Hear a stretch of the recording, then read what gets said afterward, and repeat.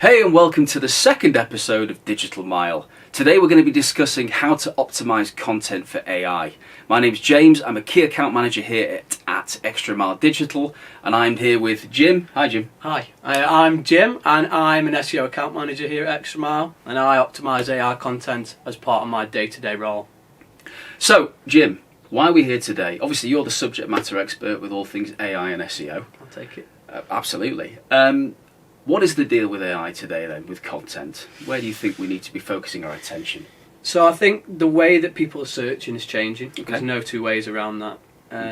People want information quickly. They want it succinctly, and the way that people get to the answer quickly is through using generative AI tools, Right. like Gemini, like ChatGPT, Perplexity. Yeah. I think that there needs to be an understanding within businesses, especially B2B businesses, of how best to optimise content for those platforms. It's not a one-size-fits-all approach. Yes. But at the same time, there are some fundamentals that we can implement or we can advise on that will really start to make AI search strategies come to life. Well, that gives me confidence, and I think the thing now is that, would you say, before we get into the detail, is this something to be scared of? No. Gosh, no. Good. It's not an easy thing to do. Yeah. But it's an important thing to do. And if you were scared of any particular challenge, then you would just limit yourself. You would keep your ceiling quite low. Yes. I think with AI search, the ceiling can be quite high with it, especially with some of the exciting updates that we think are going to come in 2026. Okay. Whether that's actually buying through these AI platforms and whether good traditional search, like on Google and Bing, actually starts to fall away even more. Interesting. Okay. So, I'm a client. I've got a B2B business. What do I need to do to get this set up? What do I need to do first to think about optimizing for AI? Okay.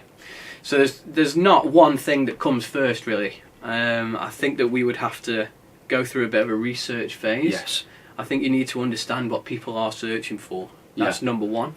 I think number two then is creating content that adheres to AI guidelines, so demonstrating expertise. I can do that. Authority and trust. Yeah. So once you can do that on the website, then you're pretty much cooking with any particular AI search strategy. Excellent. And this is something obviously Extramile Digital can help with, isn't it? We're the experts in this, I guess. Okay. Jim, you've given me lots to think about with that particular answer, and the next thing I've got to think about now is, okay, well, setting it up properly from my end as a B2B business. There's something called a digital handshake where we need to get the fundamentals correct, and one of the questions that I have is, how do I set that up? I know that I need to give these chatbots like ChatGPT, Gemini, Perplexity, I need to give them a map, I need to give them somewhere to go so that they can go on my website and find out the specific pages and posts. So what do I need to do there?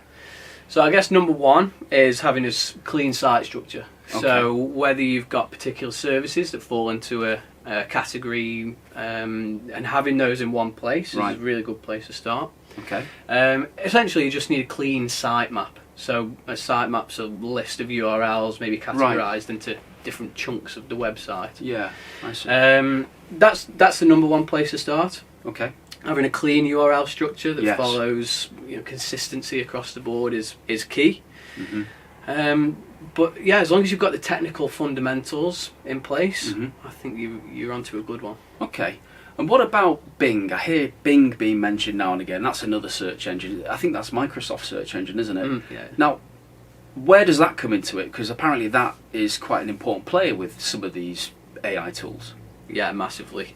So Microsoft and Bing and ChatGPT is basically one big family. Okay. So not only are you optimising for Google, that's traditionally when we say SEO and search, people think Google because it's the biggest one. I do. But Bing is taking off massively, so it's definitely something you can't neglect in any search strategy.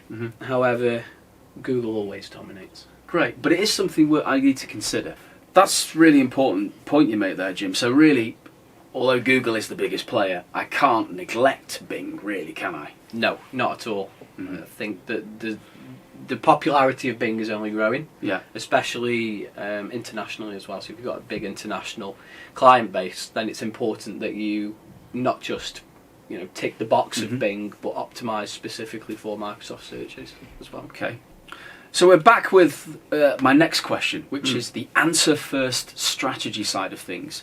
Now, when I use Google and other search engines, normally I get an AI prompt or an AI overview, as we like to call them, and it gives me sort of a summary of the information that I've been searching for. So as a B2B owner, what are the things that I need to consider when creating content that's optimized for these overviews?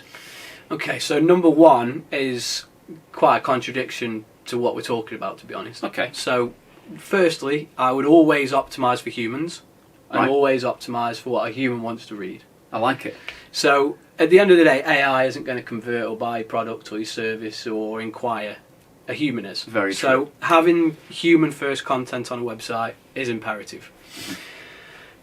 That said, we need to be visible in these AI platforms, Yes. and in AI search as well. Yeah. So, number one, I would include a too long, didn't read at the top of a particular blog. Yeah, I've seen a lot of these. Yeah, it was actually something that you taught me. It was a long time ago. Yeah, But exactly. they work well. They do work really well, yeah. AI is lazy, so are humans. Indeed. Oh, yeah. So having it written at the top is not only great for humans who are going to convert, hopefully, but it's great for AI bots that are scraping websites. Number two, I would keep things fresh. Okay. So I would be looking at things that people care about in the current moment. Yes. And jumping on the back of that and trying to optimise content Yes. for different kinds of trending topics within the industry. So that might be product launches, it might be events, it might be, well, for us a big one is writing about algorithm updates. Yeah. Whenever we write about those and we're hot on it, then Yes. those blog posts would perform really well. We get a lot of inquiries coming through Yeah, that. we do. And I think the thing is that obviously with the algorithm changes, it's consistent and you're always on it. Yeah.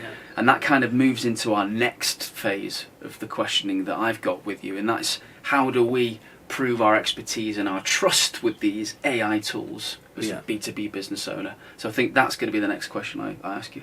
Okay, so the EEAT side of things, which is Google's guidelines for content. Yes. Expertise, authority, trust. Yeah. And the other E that I always forget. Experience. Experience. I Yeah. did this in a client call on Monday. I was like, what the hell is the other E? But ticking all those boxes is a great way of showing AI platforms that you are an authority, you are trusted within the industry. So how do you do that? It's through demonstrating case studies, real life experience, showing behind the scenes footage for your processes, and any particular different aspects that make you different from the competitors. Having external links is a big one as well. Oh, tell me. Now, built in an ethical way. So there's a big debate in the industry about toxic backlinks and having links just churned out, low quality ones, but having reputable links from a source like an industry trade magazine or a local business press is a great way of showing AI tools that you are real, number one, and B, that you know what's going on. I think that's key. Another way that we can do it as well is using social media signals. This is a biggie, isn't it? Yeah, massive. It's about tying things together with a multimedia channel. Yeah. Multimedia approach to marketing through using different channels. Okay.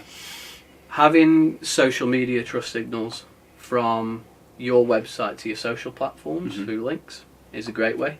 And then the other way as well. So using your blog posts that you might write on social media to increase the reach is key. So really, as a B2B owner, my thoughts on social media maybe is it's not necessarily required or as powerful as you'd think from a website or blog writing point of view. But what you're saying is that actually social media plays a huge part in this. Yeah, massive. So when you are looking through the AI overviews on Google, for example, you'll see that a lot of LinkedIn posts are cited on there.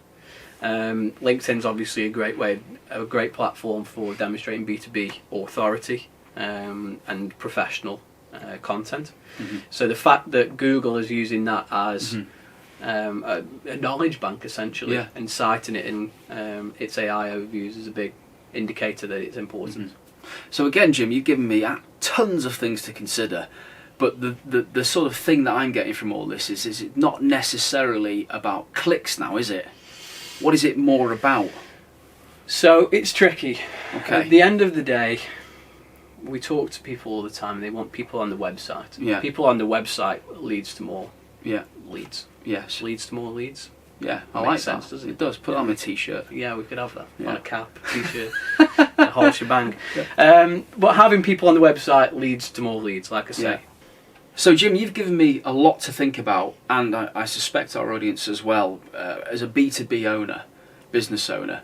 But the thing that I'm sort of trying to figure out in my head now is this all about brand awareness, or is it about lead generation from an AI content From an AI point of view, Correct. It does lend itself more to be brand awareness. Okay. So having your brand in the places where people are searching, it's great for being recognised. Right. There's no two ways around that. We have parts of our clients' websites where they've turned it into not just a blog but a knowledge hub. That's what they call it.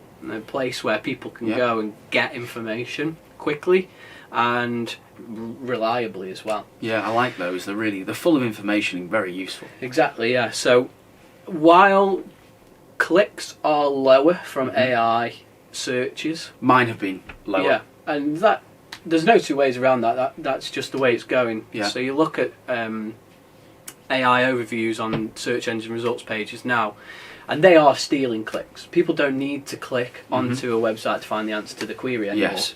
There's no two ways around that. Yeah. And we don't mind that, to be honest. We don't mind a client's favicon or logo appearing on the search engine results page that makes it recognisable. Okay. There is an aspect, though, where people who do click from AI search are more engaged. Right. So we find the engagement rates for AI channels a lot higher than kind of people coming in from referrals, direct, even organic to a certain point of view as well. Interesting. Okay. So it does lend itself to both. Yeah. More engaged audience, Yes. but fewer clicks. Well, that gives me confidence, and so therefore, really now what I need to be thinking about is AI isn't a problem. It's not a serious thing to be worried about, as we mentioned at the beginning of this podcast, is it? It's actually an opportunity for us to capitalise on as B2B businesses. And quite rightly, as you said at the beginning, this is not complicated. This is something that we can do. So, Jim, thanks so much for your time today on this. This was really insightful and it's given me a lot to go away and think about, as I'm sure it has with the audience. And obviously next month we've got the extra bite, which is going to be going into this in a lot more detail. But if you could summarise this in some form, how would you summarise this conversation for us? In a sentence? Yes. I'd fix the technical fundamentals. Okay. I'd answer the questions that people want to ask. And I'd use a multimedia approach. Excellent. Okay, perfect. Well, thank you so much. No, thank you. It's been a pleasure. It really has. And I'm looking forward to the next Digital Mile. Cheers. Thank you so much for listening to this episode of the podcast. You can find us on the social media links in the description, and you can listen to the upcoming episodes on Spotify, Apple and YouTube.